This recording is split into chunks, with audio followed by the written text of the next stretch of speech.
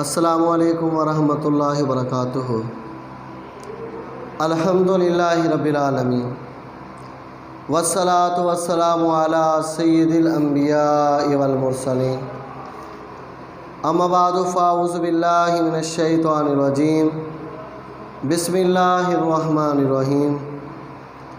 مطالعہ پاکستان کلاس 9۔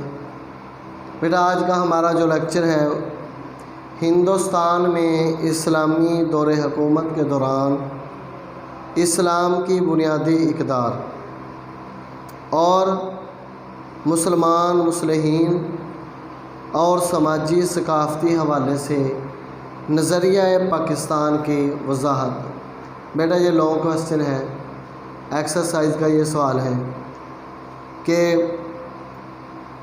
برصغیر میں اسلام کی بنیادی اقدار اور سماجی ثقافتی حوالے سے نظریہ پاکستان کی وضاحت کریں۔ نظریہ پاکستان اسلامی جمہوریہ پاکستان کی روح ہے اور اس کی وجہ سے ہی محفوظ اور سلامت بھی ہے۔ پاکستان کے وجود کا انحصار اس نظریہ پر ہے کہ جس کی بنیاد پر یہ وجود آیا ہے۔ برصغیر کے مسلمانوں نے پاکستان اسی نظریے کے تحت قائم کیا تھا اور یہی نظریہ اسے مضبوط اور مستحکم رکھ سکتا ہے۔ اسلامی اقدار کا مطلب ہوتا ہے کہ قدریں، مطلب کہ انصاف اسلام کے اندر، مذہب کے اندر ہے کہ برابری کے حقوق دینا، لوگوں میں انصاف پیدا کرنا، لوگوں پر ظلم اور زیادتی نہ کرنا۔ برصغیر کے مسلمانوں نے پاکستان کے مطالبے کے وقت یہ طے کیا تھا کہ اسلام کے سنہرے اصولوں پر مبنی معاشرہ بنایا جائے گا، جہاں اسلامی اقدار مثلاً انصاف، مساوات، آزادی اور رواداری کو فروغ دیا جائے گا۔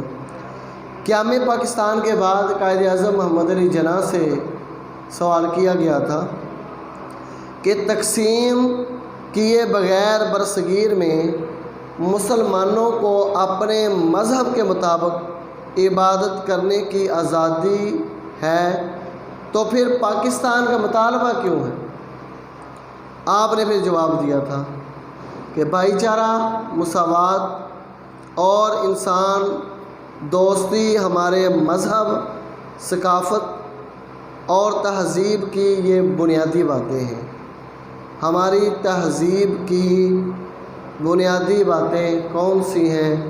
بیٹا یہ شارٹ کوسچن ہے، اس کو انڈر لائن کر لیں کہ بھائی چارہ، مساوات اور انسان دوستی یہ ہمارے مذہب، ثقافت اور تہذیب کی بنیادی باتیں۔ ہمارے مذہب اور ثقافت اور تہذیب کی بنیادی باتیں کون سی ہیں؟ بھائی چارہ، مساوات اور انسانی دوستی، یہ اس کا آنسر ہے۔ چونکہ ہمیں ان بنیادی انسانی حقوق کے ختم ہونے کا خدشہ تھا، اس لیے ہم نے پاکستان کی تخلیق کے لیے جدوجہد کی۔ قائد اعظم رحمۃ اللہ علیہ کی نظر میں پاکستان کو ایک ایسا ملک بنانا تھا جہاں حقوق، انسانی زندگی، آزادی، انصاف اور رواداری کار فرما ہونا تھی۔ اس طرح پاکستان دوسرے ممالک اور معاشروں کے لیے بھی ایک مثال بن گیا تاکہ وہ بھی اس کے نقش قدم پر چل کر خوشگوار اور فلاحی صورت اختیار کر سکتے ہیں۔ نظریہ پاکستان فلاحی اور مثالی ریاست کے قیام کی بنیاد سمجھا گیا ہے۔ مسلمان مصلحین، اصلاح کرنے والے مسلمان، نیک بندے جنہوں نے پاکستان کو بنانے کی کوششیں کی۔ برصغیر میں دو قومی نظریے کی ابتدا تو مسلمانوں کی آمد کے ساتھ ہی شروع ہو گئی تھی، پھر مختلف موقعوں پر اس نظریے کی وضاحت، ترقی اور مضبوطی کے امکان کی صورتیں پیدا ہو گئی۔ 1867 میں سر سید احمد خان نے صاف طور پر یہ کہہ دیا تھا کہ ہندو اور مسلمان دو الگ الگ قومیں ہیں۔ ہندو اور مسلمان دو الگ الگ قومیں ہیں۔ یہ کس نے کب کہا تھا؟ سر سید احمد خان نے کب کہا تھا؟ 1867 کو۔ بیٹا یہ MCQs ہے، اس میں بھی نشان لگا لیں کہ ہندو اور مسلمان دو الگ قوم ہیں۔ سر سید احمد خان نے یہ بات کب کہی تھی؟ 1867 کو۔ اور ایک دوسرے میں جذب نہیں ہو سکتی یہ دونوں قومیں۔ 1879 میں مولانا جمال الدین افغانی، 1890 میں مولانا عبدالحلیم شرر اور 1928 میں مولانا مرتضیٰ احمد میکش نے مسلمانوں کے لیے الگ ریاست کے قیام کی بات کی تھی۔ علامہ محمد اقبال نے 1930 میں خطبہ الہ آباد میں مسلمانوں کے لیے الگ ریاست کا تصور پیش کیا۔ مسلمانوں کے لیے الگ ریاست کا تصور قائد علامہ اقبال نے کب پیش کیا تھا؟ 1930 میں۔ برصغیر کے مسلمانوں کے لیے معاشرتی اور ثقافتی حالات۔ نظریہ پاکستان ایک مخصوص طرز زندگی اور تہذیب و ثقافت کی دعوت دیتا ہے۔ بلا شبہ برصغیر کے مسلم تہذیب ثقافت پر اسلام نے گہرے اثرات بھی چھوڑے ہیں۔ برصغیر کے مسلمانوں کے لیے منفرد نسلی تمدنی تاریخی ورثہ اور جغرافیائی ماحول کی وجہ سے بھی روایات نے نشو و نما پائی۔ ایسے تمام طریقے جو اسلامی تعلیمات کے خلاف نہیں تھے وہ یہاں کے مسلمانوں کا ثقافتی ورثہ تھا اور آج بھی ہے۔ برصغیر میں دوسری قوموں کے ساتھ رہ کر مسلمانوں نے اسلام کے ثقافتی اقدار کا تحفظ بھی کیا۔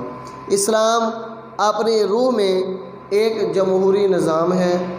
اس میں شورائی طریقے کو اہمیت حاصل ہے۔ شورائی طریقہ مطلب کہ مشاورت کرنا، اور اسلام میں قانون کی حاکمیت کو یقینی بنانا مقصد ہوتا ہے۔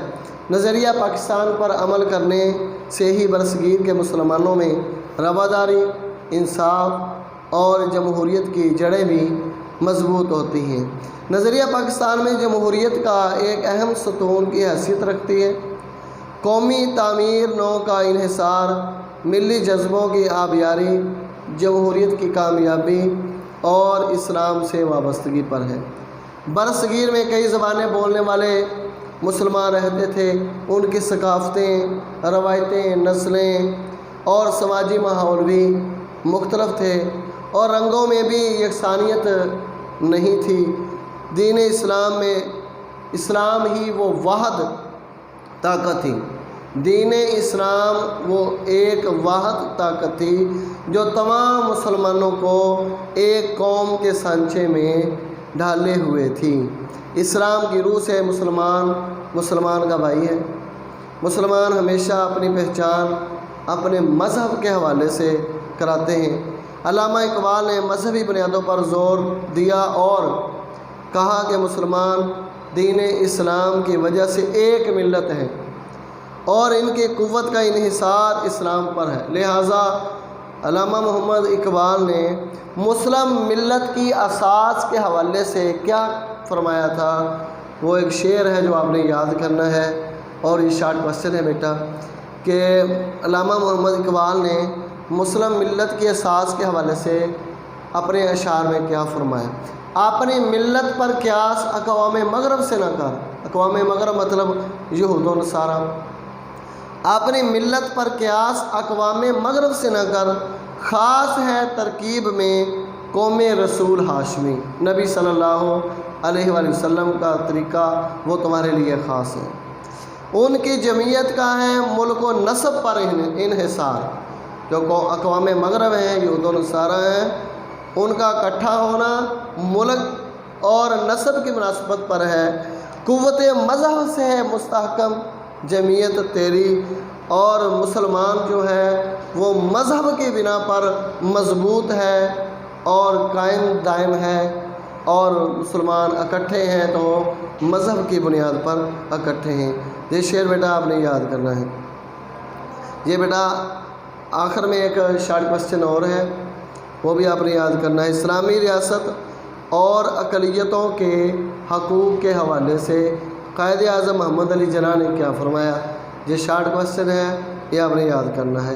اقلیتوں کے حقوق کے بارے میں قائد اعظم محمد علی جناح نے 2 ٹوک الفاظ میں فرما دیا: پاکستان ایک مذہبی نہیں بلکہ اسلامی فلاحی ریاست ہوگی، جہاں غیر مسلموں کو مسلمانوں کے برابر درجہ ملے گا، وہ آزاد اور خوشگوار فضا میں سانس لے سکیں گے، انہیں برابر کے حقوق بھی حاصل ہوں گے، رواداری اور انصاف کے تقاضے یہ پورے کیے جائیں گے۔ یہاں تک بیٹا یہ اس کا آنسر ہے۔ اقلیتوں کے بارے میں قائد اعظم محمد علی جناح نے کیا فرمایا؟ پاکستان ایک مذہبی نہیں بلکہ ایک اسلامی ریاست ہوگی، یہاں غیر مسلموں کو مسلمانوں کے برابر درجہ ملے گا، وہ آزاد اور خوشگوار فضا میں سانس لے سکیں گے، انہیں برابر کے حقوق حاصل ہوں گے، رواداری اور انصاف کے تقاضے بھی پورے کیے جائیں گے۔ یہ یہاں تک آپ نے کرنا ہے۔ 11 اگست 1947 کو پاکستان کی دستور ساز اسمبلی میں آپ نے اسلامی ریاست کے تصور کی وضاحت کرتے ہوئے فرمایا: آپ عبادت کے لیے اپنی مخصوص عبادت گاہوں میں جانے کے لیے بھی آزاد ہیں، آپ کا تعلق چاہے کسی عقیدے سے ہو، ریاست کا اس سے کوئی تعلق نہیں ہے۔ پاکستان کے تمام شہری مساوی ہیں، مطلب برابر ہیں، انہیں مساوی حقوق حاصل ہوں گے، برابر کے حقوق ان کو دیے جائیں گے۔ بیٹا یہ تھا آج کا آپ کا لیکچر۔ اللہ حافظ۔